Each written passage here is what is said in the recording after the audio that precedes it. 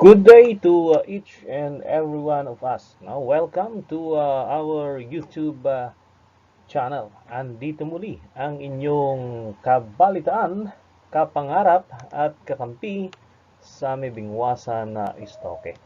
And the subject that we're going to discuss in this video presentation is a subject under crime detection and investigation division. No, it is one of the difficult subject or division in the criminology licensure examination. No, so grab your pen and paper and take down notes if you will learn something from our video presentation.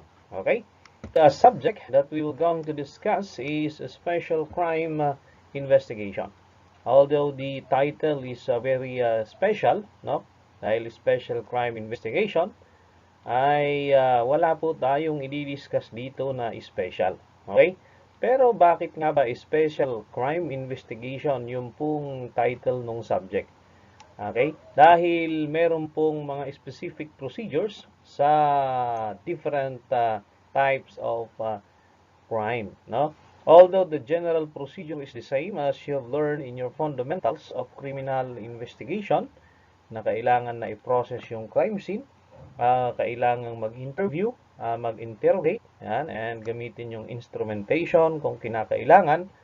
But the specific procedures and the types of evidence are different, which make one case special from another case. For example po, no, sa investigation ng rape cases, syempre iba po yung evidence kumpara po sa theft or robbery cases. So yung pong pag-handle ng specific type of evidence ay magkaiba po, no? That's why it makes one case special to another. That's why the title of the subject is a special crime investigation. And as usual, I will present the subject in Q&A form with rationalization. So let us proceed to question number 1. No? So question number 1. In collecting vaginal samples, what is the quantity needed? No? In collecting vaginal samples, what is the quantity needed? This is in rape cases or collection of evidence in rape cases. So what is the quantity needed in collecting vaginal samples? Letter A, 6 swabs. Letter B, 10 swabs. Letter C, 2 swabs. And delta is 4 swabs. So I will give you 5 seconds to answer. Okay, 5, 4, 3, 2, 1. And the answer for this question is alpha. That is 6 swabs. And so tingnan natin. Ayon sa POP manual, ano ang nakalagay po doon? At saka sa DIDM manual, no? Collect samples on swabs, 2 swabs each from at least 3 different places. Okay? So, ano yung mga part ng vagina na kung saan magkukolect ng tigda 2 swabs? We have the introitus, the cervix, and the anterior fornix. Okay? So, that is a total of 6. And 2 swabs each from at least 3 different places. Yan. So, maliwanag po yan, no? So, sa collecting procedures ng different types of evidence, ito po yung pong rules. Yan. Andito po yung type of evidence, yung procedure po ng pag-collect, at yung pong packing and storage. Sa mouth samples, no, take samples from the oral mucous membrane by rubbing 2 swabs against inside of the mouth teeth and the top and the bottom of the tongue. So this is usually used for DNA tests, no? Yan. For example, yung suspect po, no, ay kukuhanan po ng saliva. Yan. So, ilan po yung samples na sabi dyan? So, 2 swabs against inside of the mouth, the teeth, and top and bottom of the tongue. Then, packing and storage, put the swabs in the swab wrapper or a folded piece of paper and package in an envelope. Then, store in dry and cool. Yan. Then, if the type of evidence is dry smears of blood, saliva, or licks, kisses, bites, spit, and semen, so how to collect? Collect the swabs with moistened with sterile water or tap water. Yan. Then, air dry and put the swab in a swab wrapper or folded piece of paper.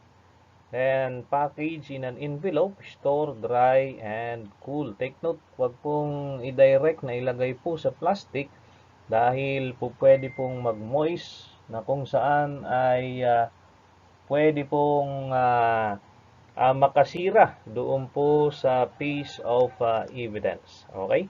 Yan. Then, vaginal samples. Collect samples on swabs, 2 swabs, each from at least 3 different places. Yan. Yung nga pong introitus, cervix, and anterior pharynx. Then, put the swabs in the swab wrapper or a folded piece of paper and package in an envelope. Then, store dry and cool. Penis sample.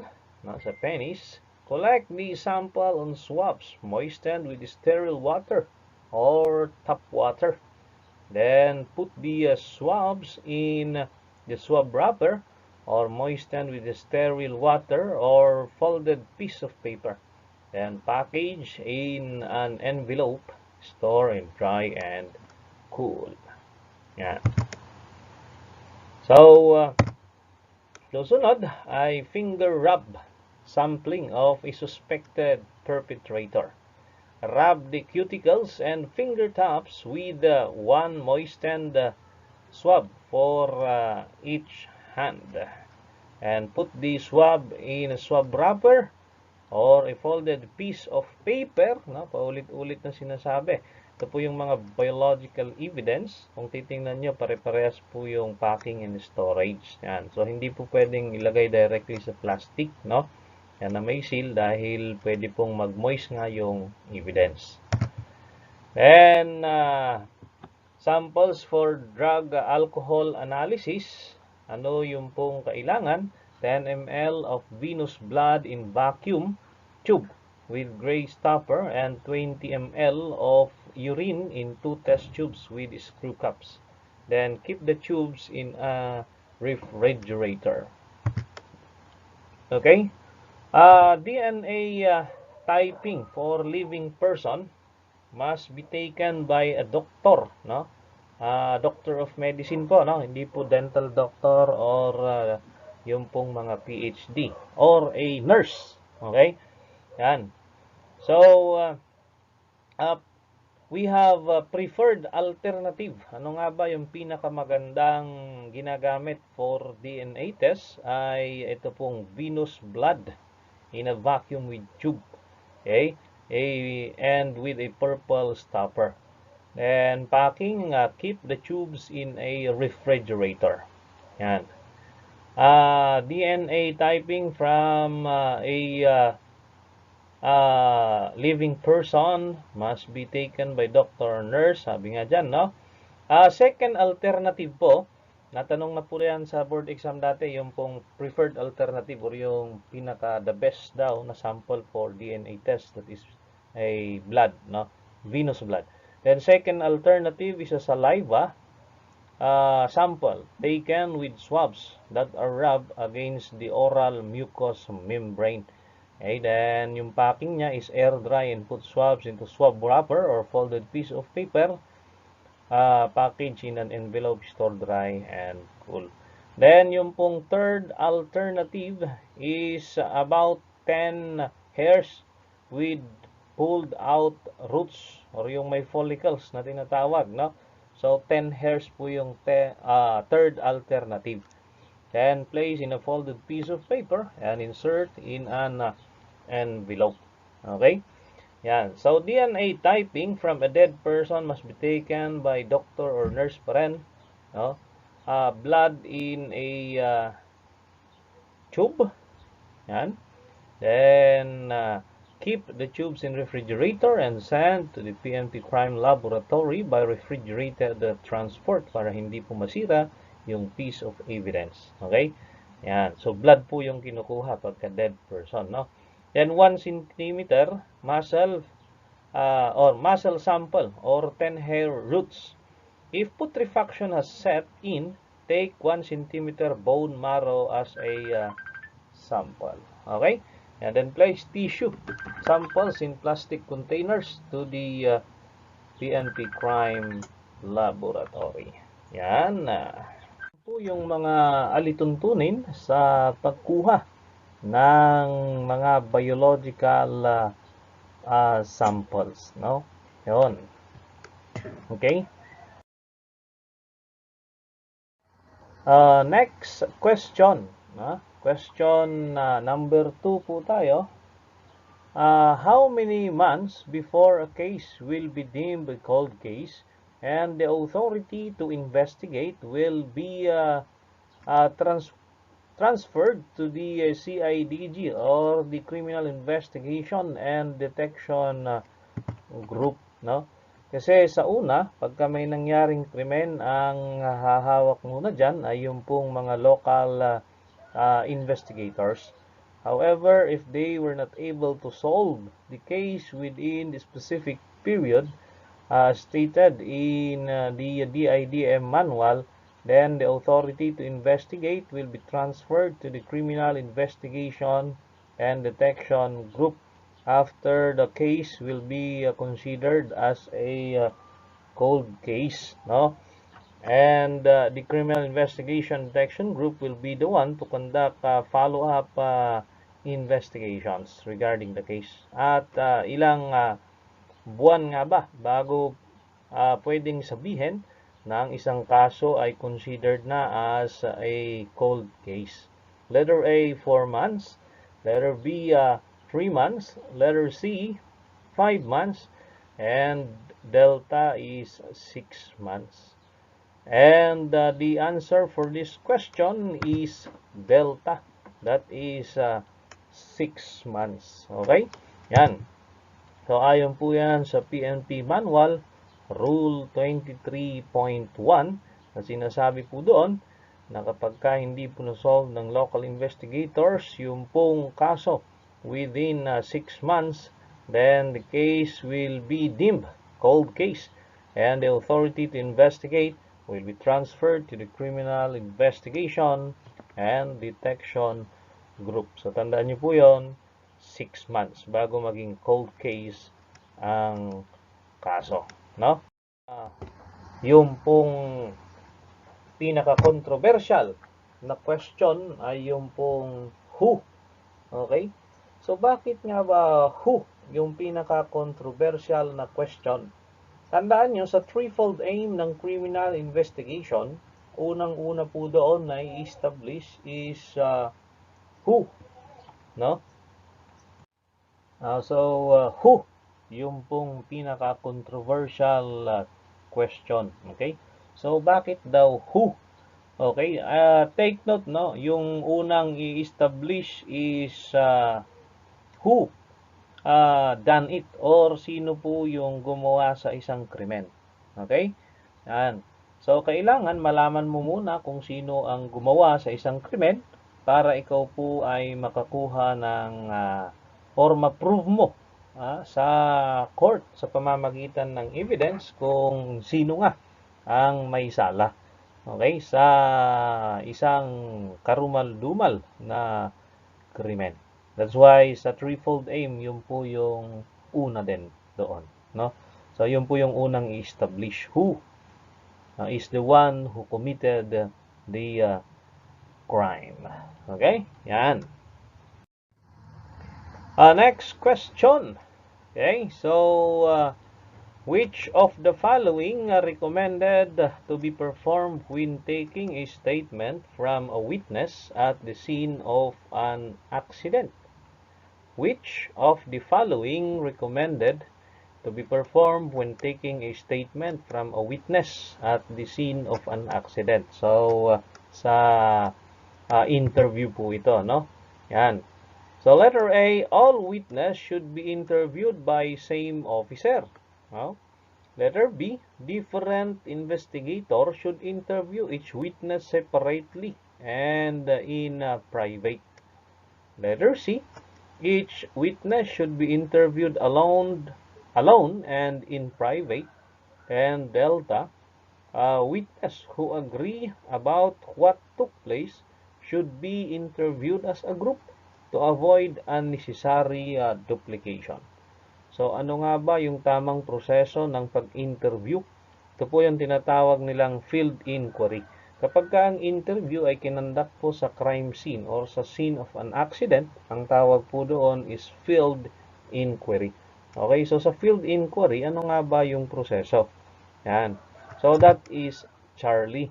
No? Each witness should be interviewed alone and in private. Yun po yung suggested procedure, no?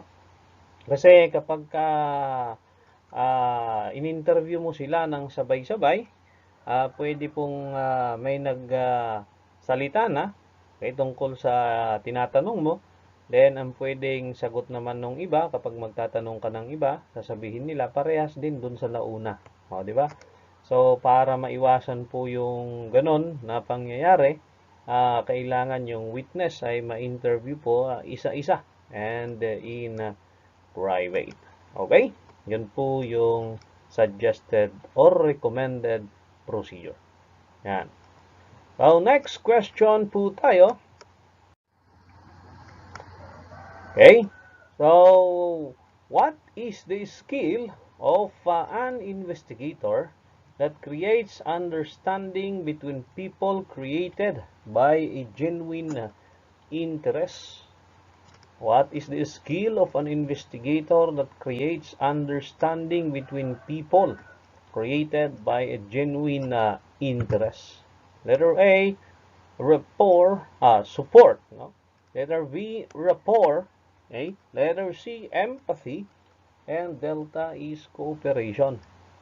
So, ano nga ba yung isang skill ng investigador na kung saan naunawaan mo yung kalagayan ng isang tao with a genuine interest? Ang tawag po doon ay empathy.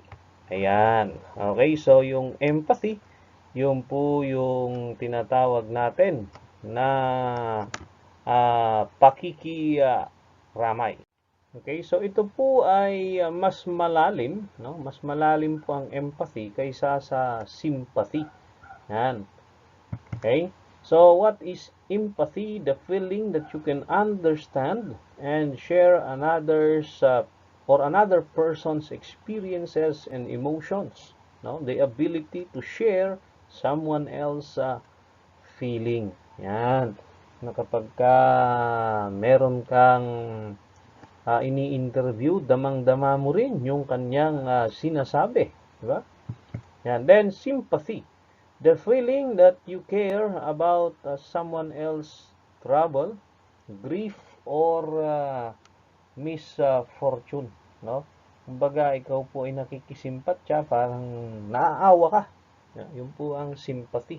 Nakikisimpatya ka. No? Yan. So, mas malalim konti yung empathy, no, kaysa sa sympathy. Yan.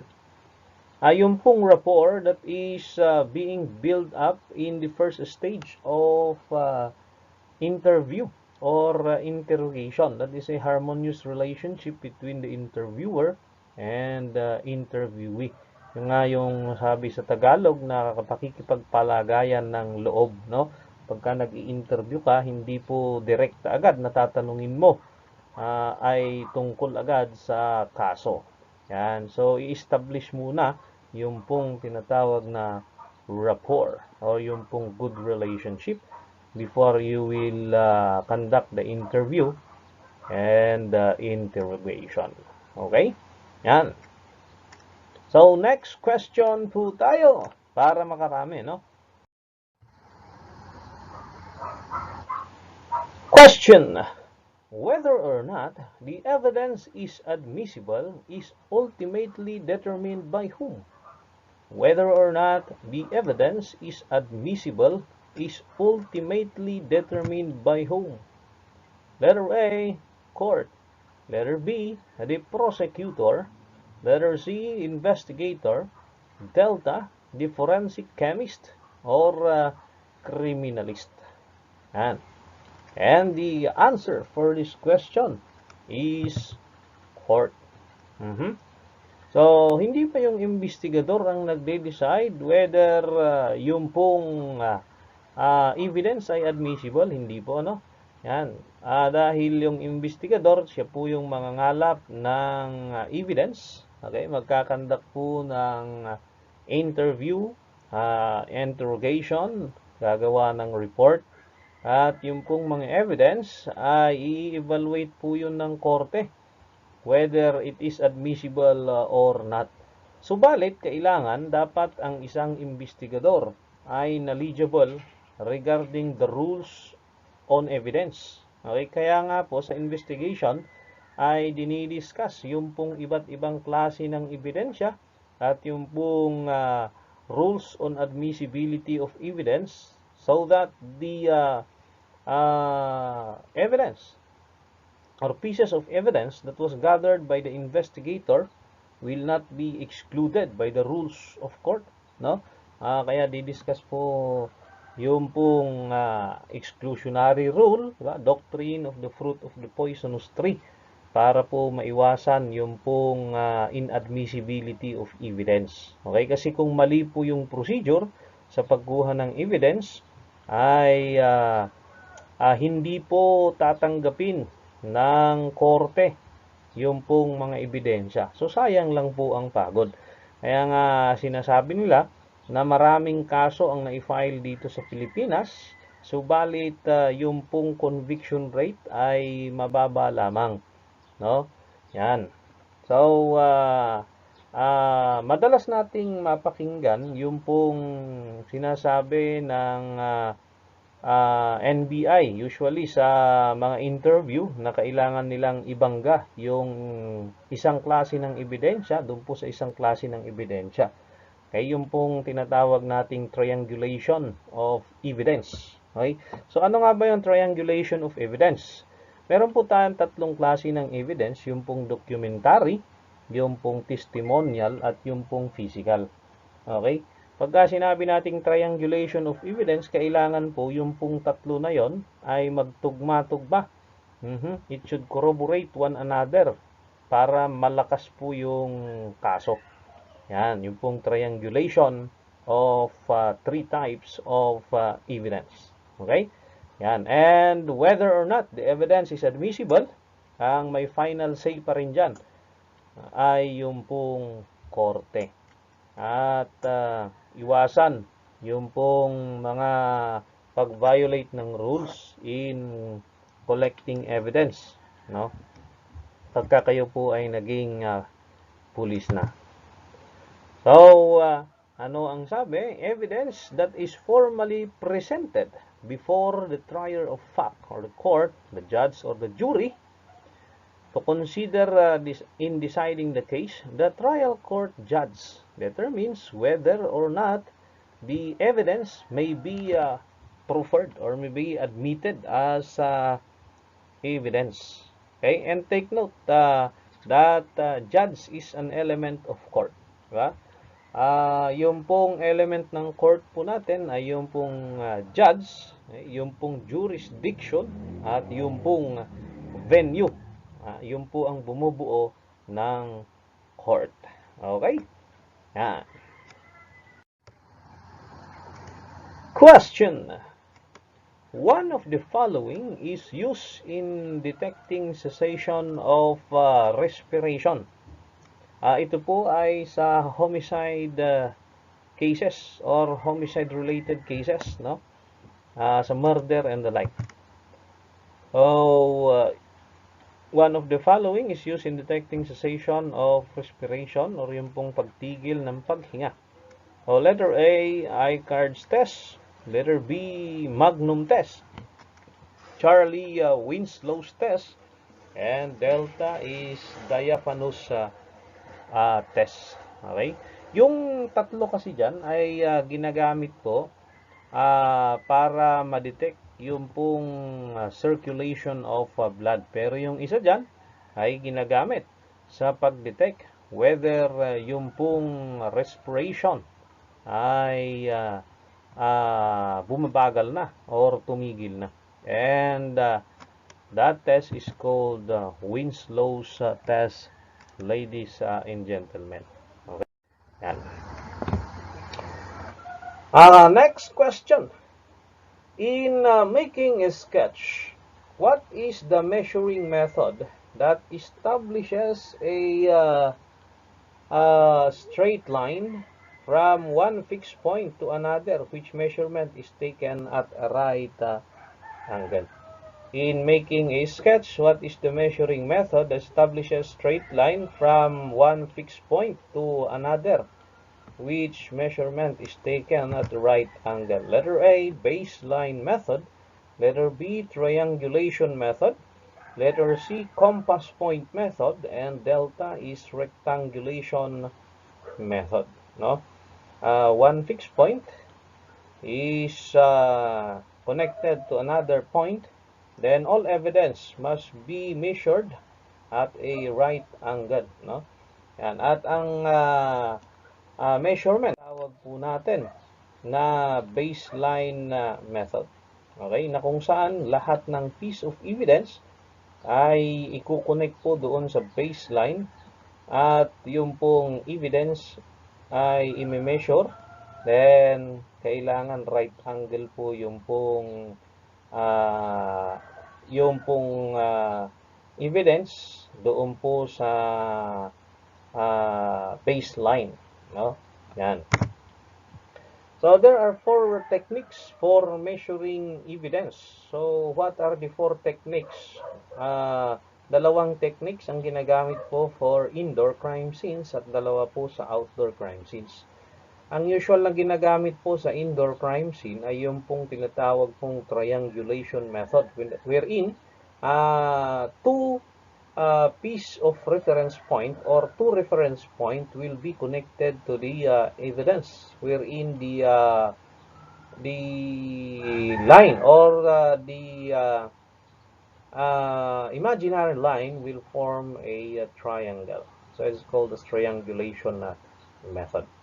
And another for indoor is yung pong rectangular coordinates method, wherein from one reference point you need to create a right angle up to the piece of evidence. No? Then we have the baseline method, wherein one reference point is connected to the other side or to the other reference point. Then all evidence must be measured at a right angle. So, kitang-kita nyo naman dito sa ating example dito sa baba niya, no? Yan. Then we have the polar coordinate method, wherein one reference point will be taken. Then from that reference point, you will get the angle of inclination or declination. Okay? Mula sa compass, yung pong north, east, south, west, no? Yan, yung po yung tinatawag po nating polar coordinates method or tinatawag din pong azimuth method, ladies and gentlemen. Okay? Yan. So, maraming salamat sa inyong pakikinig at panonood dito po sa ating first video para dito sa subject na special crime investigation. So, continuously monitor our next video presentation para sa ating part 2.